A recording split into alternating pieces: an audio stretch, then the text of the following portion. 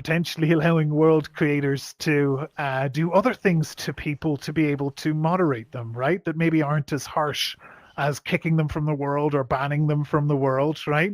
That maybe something in the something in the realm of a timeout could also work here in Banter, right? And in usual fashion, we're looking for fun ways to do it, right? So we were thinking maybe you could turn people upside down for 5 minutes and they float off up into the air or something like that. And then they come back whenever they have learned their lesson, let's say, right? Or there could be other ways we could allow space creators or event runners to deal with people who are being disruptive, right? In ways that can possibly help adjust their behavior, maybe allow them to continue and enjoy the experience. But if not, ultimately, they can have the tools to be able to remove them, right? And we've actually had a few other bits of feedback there on, it's always it's all fun and everything, to be able to do the funny, I can electrocute somebody and kick them from the space. But then sometimes you kind of want to be discreet about it too, and you don't want it to be a big thing. And just having an option to ban somebody without all of the Showmanship, without all the jambalam. Yeah, exactly. Yeah. So that's some thinking that we've been having internally on that anyway. So I hope that answers your question. Very cool. Thank you. Thank you, Kage.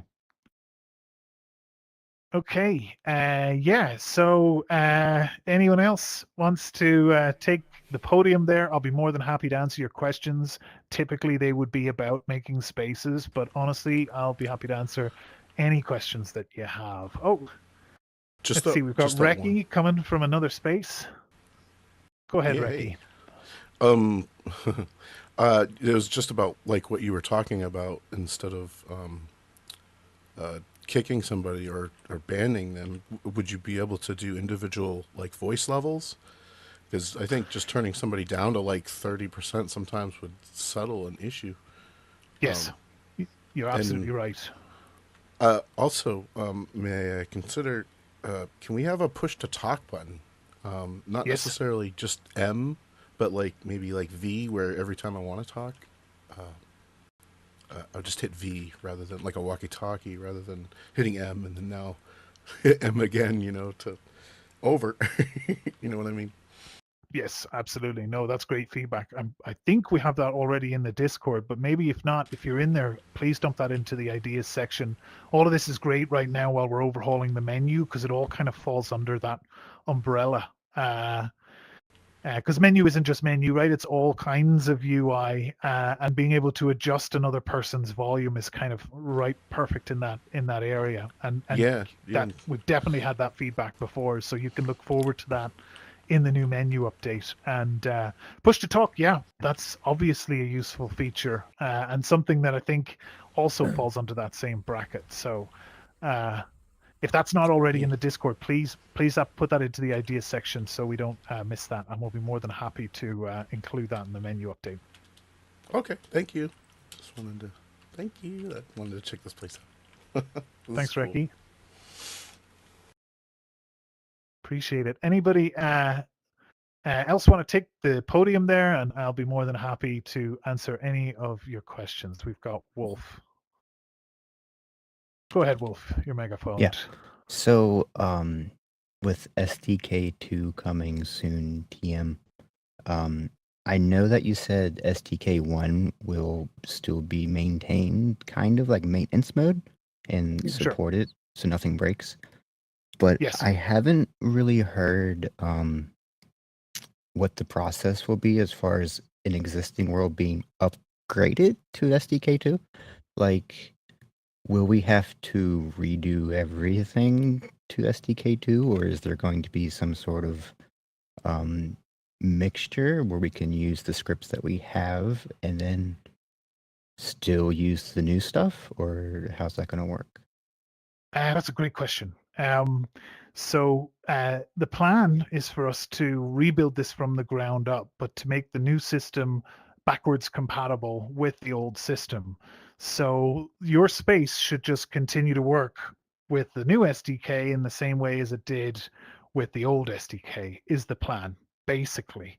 So at that point, all of your existing stuff should continue to work as it is. You're more than free to leave that as it is. You don't necessarily have to plan to do any work there to upgrade it. If there are problems in that process, please reach out to us because those are bugs and we'll want to fix those, right? Because as it stands, the plan is to have as much compatibility as we possibly can with the existing SDK on the new one. But no, for any new alterations maybe you want to make to your space, you can start to use the new SDK alongside the existing stuff that you've already been working with. And you can just start to use that now instead. But everything that you've been doing already will already continue to work. Okay. Sounds good. Cheers, Wolf. The new SDK, in fact, I should probably mention, AFRAME has kind of been on the tip of our tongues a lot. And in the menu, we've even got buttons with AFRAME labels on them, right? We all know about reloading AFRAME. The new system is actually going to be built to be able to work with almost any possible 3D library or entity component system like AFRAME is. The plan is to actually build it as a standalone interface and then to build AFRAME as a plugin to that. So in future, AFRAME won't necessarily be required if you're starting from scratch and creating a new world, right? That might seem like a bit of a crazy thing, maybe, because we've all just been AFRAME for so long. But when you get into it, I'm hoping that will become a lot clearer whenever you can actually dig in and see the new SDK and see how it's working. I guess it's part of us being shifting like the focus, let's say, away from AFRAME being our primary target in the past to now actually we're working more closely with the Unity API, and that's become more of our truth source, let's say. And then everything else is more ephemeral on top of that, let's say. And that's what AFRAME integration is going to be in the future, right? That's how things will continue to work as you've built them so far, is using that AFRAME layer on top of the new SDK. So I hope that extra info is useful, Wolf. But yeah, great. Well, look, anybody else, if you've got any questions, by all means, feel free to take the podium. I'll be more than happy to answer them. If we do run out of questions, what we might do is an impromptu world hop. So if anybody's got any worlds that they'd like to show, any updates, have that trigger finger ready to drop a portal, because we might. I'm just filling space right now, just taking a longer time than is needed to say all of the words. Oh, Kage's back. And he's Why am I a million feet in the air? What is happening? Oh no. Okay. Well, is that your question? No. Now I'm higher than Shane. Praise physics. Praise physics. Oh, Remarcus is up on top of you there. Oh no. Oh no. Now we pray to Marcus. Anyway. Okay. So this is a novice question. This is a novice. Oh. Not anymore. You're not. Oh, Oh, no. I have any novice questions. Oh, is that right? Oh, no, it's gone. That is a novice question that didn't actually ask anything. Yeah. Was he talking about the question where he was going up in the middle of the air? Oh, hey Kage, you're back. There he is. Oh no, he's gone again. Wait, what? If you can, I'm just gonna stay here. If you can microphone me here, I guess. Go ahead. Thank you, sir. Thank you. The question was as a novice question from a non-builder state. Is it possible to create a space in a world where the people in that space cannot hear the people outside of the space? The reason that I asked this quandary is we now have a couple different shows. Like we have in what is it, improv shows. We have podcasts that are being filmed while in Banter. So is it possible to have those people in a cone of silence in a sense that only they can hear each other, but then can point to someone, say if they want to have audience participation and microphone them and then hear them? Otherwise people talk and then that interrupts the show, But in an open world like this, there can be people that are coming in. They'll start talking. It's disruptive. Is this something we can mitigate using that mechanism? Yeah, that's a great question. Yeah, I mean, in a nutshell, yes.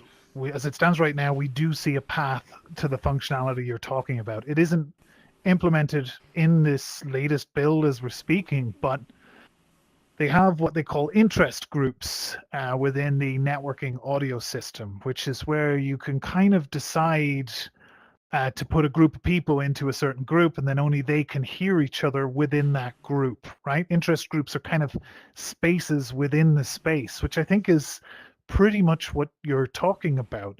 Now, what we wanted to do was to actually use this for a couple of different things. They support up to 256 interest groups, which is quite a lot actually. And what we wanted to do was to give every individual user in the space an interest group so that we would be able to scale the audio by only subscribing to people who are in your immediate vicinity, who are close enough for you to be able to hear them, let's say. But the plan, to get to your point, was to reserve a certain set of those interest groups and to expose them to space makers so that they could basically create, let's say, a trigger collider that would add and remove you from a certain interest group, basically allowing you to have isolated audio zones where only people in those zones would be able to hear each other in that zone, and people outside the zone couldn't hear them, and they couldn't hear people outside the zone. So I hope that's what you're talking about. And yeah, TLDR, absolutely. It's something that's probably going to come as a byproduct to some scale work that we're doing on the networking. Now, here's the thing, actually. At first, I was on board 100%, but that last bit actually lost me slightly because you said if they're in the interest group, those outside can't hear it. For the functionality we're speaking in this instance, it's for the podcast filming. So you would want the audience to hear those in there. Or there'd be microphones, so I guess you could hear them, most likely. Yeah, Okay, in the never case of them mind. being megaphoned. Yeah, of course. Yeah. Yeah, that's Yeah. right. That's right. Never I mind. mean, there's I'm always with a few ways to kind of combine these technologies and be able to use them. And yeah, presenters will always get, I think, special consideration.